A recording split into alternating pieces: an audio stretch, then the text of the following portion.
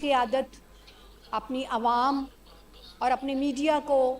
مبارکباد پیش کرتی ہوں اس تاریخی فتح پر، اس کامیابی پر، کیونکہ یہ صرف ایک فوجی سطح پر کامیابی نہیں ہے پاکستان کی، یہ ایک سفارتی کامیابی بھی ہے۔ یہ ہماری یوں بھی کامیابی ہے کہ ہماری قوم نے یہ ثابت کیا کہ ہم ایک ہجوم نہیں بلکہ ایک قوم ہیں۔ اس کے ساتھ ساتھ میں اپنے شہداء کو بھی خراج تحسین پیش کرتی ہوں، اور میں یہ کہنا چاہوں گی کہ ہم نے بار بار کہا کہ ہم امن پسند ہیں، ہم امن چاہتے ہیں، لیکن اگر دشمن ہماری طرف میلی آنکھ سے دیکھے گا تو ہم اس آنکھ کو نکالنے کا حوصلہ بھی رکھتے ہیں۔ لیکن بہت افسوس کے ساتھ میں ایک بات کہنا چاہوں گی کہ کچھ ناعاقبت اندیش لوگوں نے بے صبری کا مظاہرہ کرتے ہوئے بار بار یہ کہا کہ ہم جواب کیوں نہیں دیتے، ہم حملہ کیوں نہیں کرتے، ہم اٹیک کیوں نہیں کرتے، لیکن شاید وہ بھول گئے تھے کہ جب ایٹمی دھماکے ہوئے تو اس کا جواب بھی 17 دن کے بعد آیا تھا، اور بہت دندان شکن جواب آیا تھا۔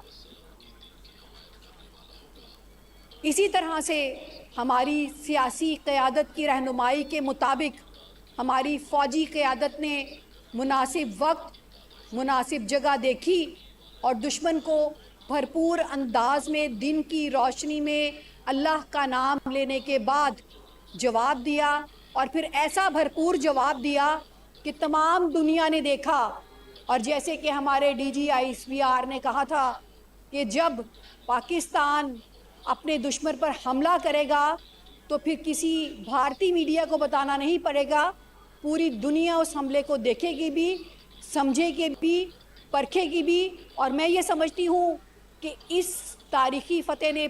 ثابت کر دیا کہ پاکستان خطے کے اندر طاقتور ترین ریاست ہے، اور ایک دشمن کے ساتھ ساتھ بہت سارے اور دشمنوں کو بھی بہترین انداز میں پیغام دے دیا گیا کہ ہماری طرف دیکھنے کی جرت نہ کرنا، کیونکہ ہم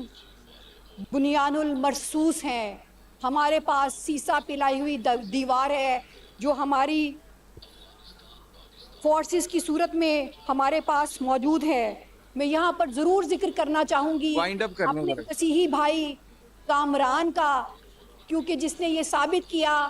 کہ وہ صرف اور صرف پرچم کے سفید حصے کا ہی پاسدار نہیں بلکہ پورا کا پورا پرچم